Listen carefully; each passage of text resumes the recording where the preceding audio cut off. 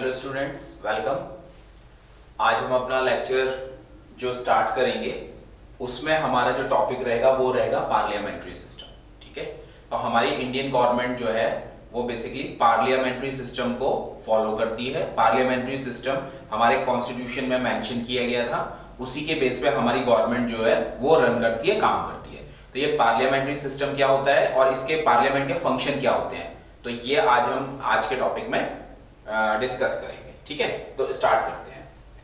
तो now what is parliamentary system? अगर हम देखें तो India has a parliamentary system of government. ठीक है, ये हमारे कॉन्स्टिट्यूशन में मेंशन है। 26 जनवरी 1950 को जब हमारा कॉन्स्टिट्यूशन लागू हुआ तब उसमें ये लिखा गया था कि जो इंडियन गवर्नमेंट होगी वो पार्लियामेंट्री सिस्टम को फॉलो करेगी। ठीक है, the Indian parliament is a bicameral legislature. Bicameral का मतलब होता है ऐसी गवर्नमेंट जिसके अंदर दो हाउसेज होते हैं या दो चैम्बर होते हैं या दो ऑर्गन्स होते हैं। ठीक है, तो यहाँ पे हमारे पार्लियामेंट के दो ऑर्गन्स हैं। कौन कौन से? दो पार्ट हैं, दो हाउसेज हैं, Lok Sabha and Rajya Sabha.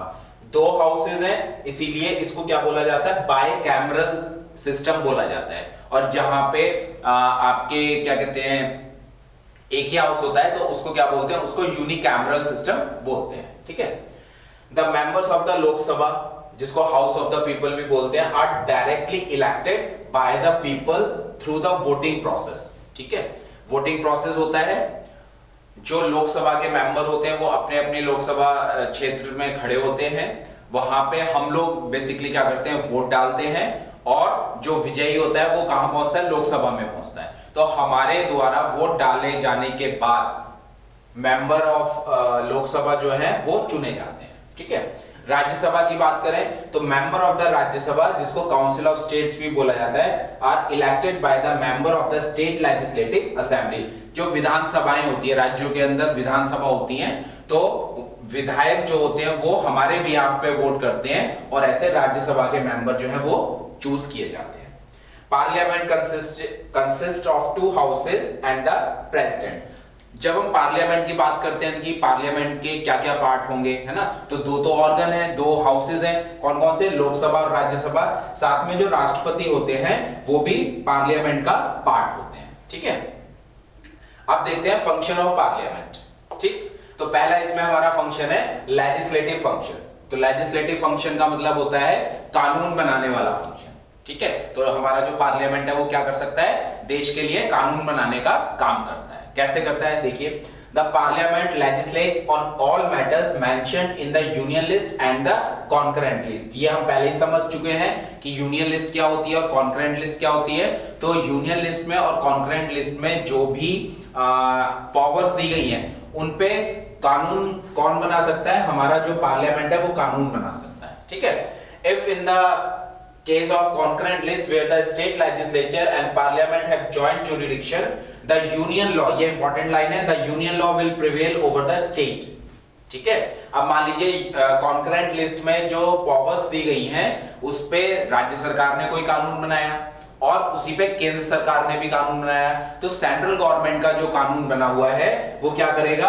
Will prevail over the state. State के बनाए हुए कानून को ओवरकम करेगा। ठीक है, unless the state law had received the earlier presidential assent. इसमें राष्ट्रपति की मंजूरी लेना आवश्यक होगा। राष्ट्रपति की मंजूरी मिलते ही राज्य का जो कानून होगा वो हट जाएगा, उसकी जगह सेंट्रल गवर्नमेंट का लॉ जो है आ जाएगा। However, the parliament can anytime enact a law adding to, amending, verifying or repealing a law made by the state legislature।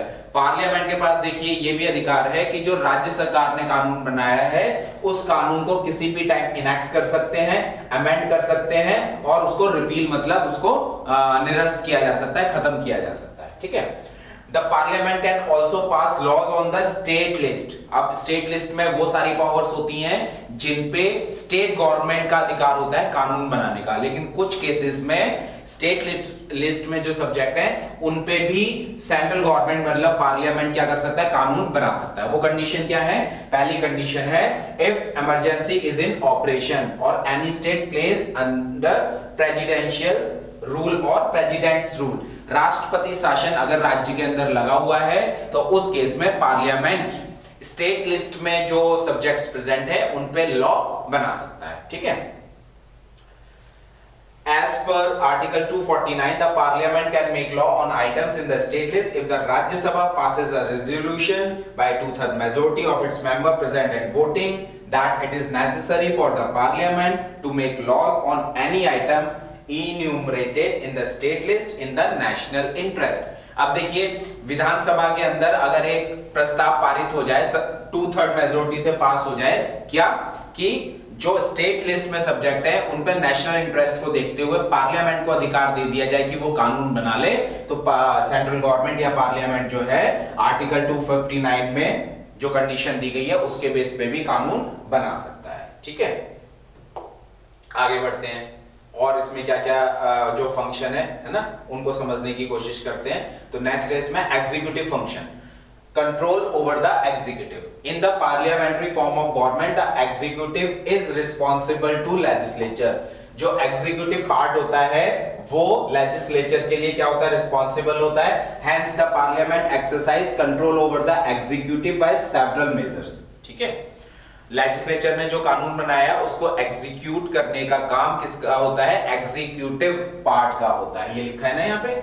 अब वो किस तरीके से, अच्छा जो लेजिस्लेचर है जो कानून बना रहा है, मतलब लोकसभा राज्यसभा कानून बना रहे हैं, उसमें एग्जीक्यूटिव किस तरीके से काम करता है, तो वो काम भी किसके हो जाएंगे, बेसिकली पार्लियामेंट के हो जाएंगे। तो पहला इसमें vote of no confidence, the parliament can remove the cabinet और executive out of power. Parliament जो है वो वोट ऑफ नो कॉन्फिडेंस, अविश्वास प्रस्ताव लाके कैबिनेट मतलब गवर्नमेंट को हटा सकता है। ठीक है, It can reject a budget proposal को रिजेक्ट कर सकता है पार्लियामेंट, और any other bill brought by cabinet. A motion of no confidence is passed to remove a government from office. ठीक है, member of parliament can ask questions to minister on their omissions and commissions.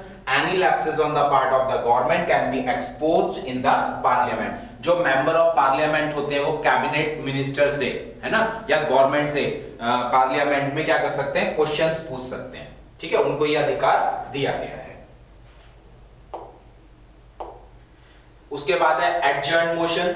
Adjourn motion की अगर हम बात करें, ठीक है, तो एडजर्न मोशन क्या होता है, ये सिर्फ और सिर्फ लोकसभा के अंदर ही लाया जा सकता है। लिखा है ना, allowed only on Lok Sabha, Rajya Sabha में इसको नहीं लेके जा सकते। The chief objective of the adjournment motion to draw the attention of parliament to any recent issue of urgent public interest. अब मान लीजिए देश में कोई ऐसी सिचुएशन है जिसमें पार्लियामेंट के अंदर चर्चा होना बहुत जरूरी है, नेशनल इंटरेस्ट का कोई इशू है ना, तो एडजर्नमेंट मोशन लाया जाता है। एडजर्नमेंट मोशन अगर पास हो जाता है तो सारे काम छोड़ के पार्लियामेंट में वो जो अर्जेंट इशू है उसके ऊपर चर्चा होती है। ठीक है, it is considered an extraordinary tool in parliament as a normal business is affected. Clear? Then the parliament appoints a committee on ministerial assurance that sees whether the promises made by the minister to the parliament are fulfilled or not। एक committee बनाई जाती है parliament के अंदर, वो committee होती है committee on ministerial assurance, और ये मिनिस्ट्री ये देखती है कि जो मिनिस्टर्स पार्लियामेंट में कुछ प्रॉमिस कर रहे हैं, है ना, लोगों के काम करने के लिए या वेलफेयर के लिए पॉलिसी बनाने का कुछ काम कर रहे हैं, वो पूरे हो पा रहे हैं या नहीं हो पा रहे हैं। नेक्स्ट है censure motion. A censure motion is moved by the opposition party in the house to strongly disapprove any policy of the government।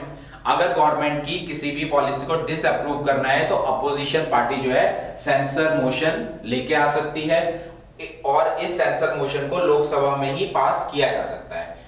Immediately after a censor motion is passed, the government has to seek the confidence of the house।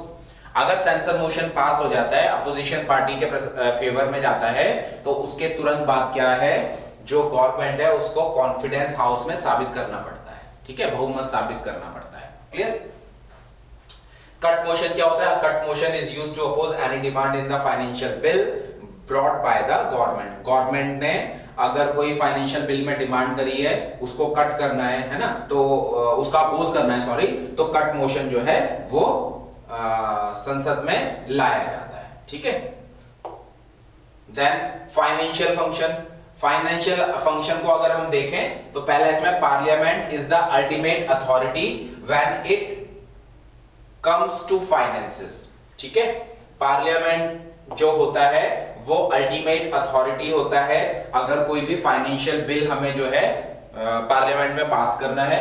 The executive can not spend a single pi without parliamentary approval.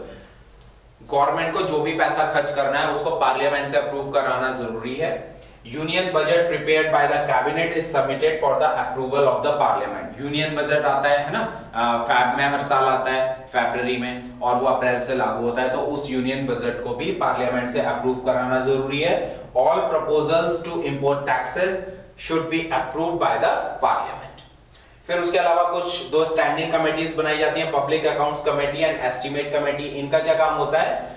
of the to keep a check on how the executive spend money granted to it by the legislature। जो पैसा grant किया गया है उसका किस तरीके से इस्तेमाल हो रहा है, तो ये दोनों कमेटीज क्या करती हैं, उसको टाइम टू टाइम मॉनिटर करती हैं, चेक करती हैं। Amending powers. अमेंडिंग पावर्स क्या है? The parliament has the power to amend the constitution of India. Constitution of India को जो हमारी पार्लियामेंट है वो अमेंड कर सकती है। पार्लियामेंट में कॉन्स्टिट्यूशन में हमारा एक आर्टिकल है, आर्टिकल 398।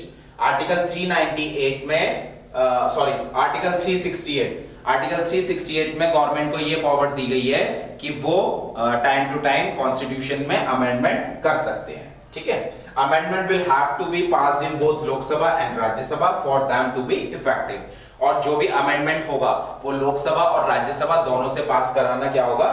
कंपलसरी होगा। ठीक है, उसके बाद आता है हमारा इलेक्टोरल फंक्शंस, मतलब पार्लियामेंट के जो मेंबर होते हैं वो किसके इलेक्शन में पार्टिसिपेट करते हैं। The parliament take part in the election of president and vice president. Vice president और प्रेसिडेंट के इलेक्शन में लोकसभा के जो मेंबर होते हैं, राज्यसभा के जो मेंबर होते हैं, मतलब मेंबर ऑफ पार्लियामेंट होते हैं, वो क्या करते हैं? वो पार्टिसिपेट करते हैं और हमारे बिहाफ पे वो राष्ट्रपति के लिए वोटिंग करते हैं, राष्ट्रपति के इलेक्शन में वोटिंग करते हैं। The electoral college that elects the president comprises of the elected member of both the houses. The president can be removed by a resolution passed by Rajya Sabha, agreed to by the Lok Sabha। ऐसे election में participate तो करते ही हैं, साथ में अगर by chance राष्ट्रपति को उनकी पोस्ट से हटाना है तो उसके लिए भी राज्यसभा में एक रेजोल्यूशन लाया जाता है, वो वहां पे पास होता है। उसके बाद लोकसभा में रेजोल्यूशन लाया जाता है। ठीक है, अगर दोनों से पास हो रहा है तो वहां राष्ट्रपति को क्या कर सकते हैं? उनकी पोस्ट से बीच में हटा सकते हैं। Then judicial function. In case of breach of privilege by members of the house, parliament has punitive power to punish them. जितने भी हमारे लोकसभा राज्यसभा के मेंबर हैं, पार्लियामेंट के मेंबर हैं, उनको बहुत सारे प्रिविलेजेस मिलते हैं, सुविधाएं मिलती हैं, और भी चीज मिलती हैं, अधिकार मिलते हैं। अगर वो उनको ब्रीच करते हुए पाए जाते हैं, उनका क्या कहते हैं, वायलेशन करते हुए पाए जाते हैं, तो पार्लियामेंट उनके अगेंस्ट प्यूनिटिव एक्शन ले सकता है। Breach of privilege is when there is a infringement of any of the privilege enjoyed by the member of parliament. A privilege motion is moved by a member when he feels that a minister or any member has committed a breach of privilege of the house or one or more of its member by withholding facts of a case or by giving wrong or distorted facts। ठीक है, privilege motion जो है किसी भी member के द्वारा लाया जा सकता है अगर उसे लगता है कि कोई मिनिस्टर है, उसने सही जानकारी नहीं दी है या उसने रॉन्ग फैक्ट्स जो हैं वो लोकसभा राज्यसभा में सबमिट किए हैं। Other judicial function of the parliament include the power to impeach the president। impeach का मतलब होता है राष्ट्रपति को उनकी पोस्ट से हटाना। तो राष्ट्रपति हो गए, वाइस प्रेसिडेंट हो गए, है ना, सुप्रीम कोर्ट के जजेस हो गए, हाई कोर्ट के जजेस हो गए, ऑडिटर जनरल ऑफ इंडिया हो गए, इनका इम्पीचमेंट, इनको हटाना, है ना, ये प्रोसेस कौन कर सकता है? ये पार्लियामेंट कर सकता है। ठीक है, पार्लियामेंट को ये पावर दी गई है। उसके बाद इसमें जो हमारा नेक्स्ट आता है वो आता है अदर फंक्शन या other powers of the parliament. इसको भी समझ लेते हैं।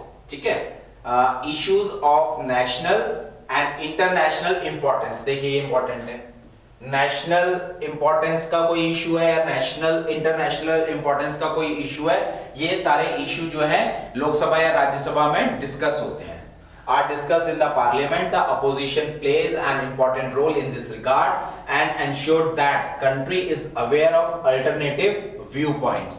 opposition का बहुत इसमें important role होता है, उनको उनकी नजर में कुछ भी ऐसा आता है जो देश हित में है तो वो ऐसे इशू को लोकसभा राज्यसभा में उठा सकते हैं। और जब लोकसभा राज्यसभा में इस तरह का इशू उठाया जाता है, क्योंकि लोकसभा राज्यसभा की कार्रवाई लाइव आती है, तो हम इंडियंस को भी पता चलता है कि देश में या इंटरनेशनल लेवल पे क्या चल रहा है, गवर्नमेंट का उस पे क्या एक्शन है। ठीक है। In a democracy, the parliament plays the vital function of deliberating matters of importance before laws or resolutions are passed. Parliament जो है वो एक बहुत ही इंपॉर्टेंट रोल प्ले करता है लॉ बनाने में और जो मैटर है इंपॉर्टेंस वाले उनको डेलिब्रेट करने में। The parliament has the power to alter, decrease or increase the boundaries of states or union territories. Parliament के पास ये पावर है कि वो किसी भी राज्य या किसी भी यूनियन टेरिटरी की जो बाउंड्री है उसको ऑल्टर कर सकता है, उसको डिक्रीज कर सकता है, उसको इंक्रीज कर सकता है और उसका नेम जो है चेंज कर सकता है। ये पार्लियामेंट के पास अधिकार है। The parliament also function as a organ of information. ठीक है।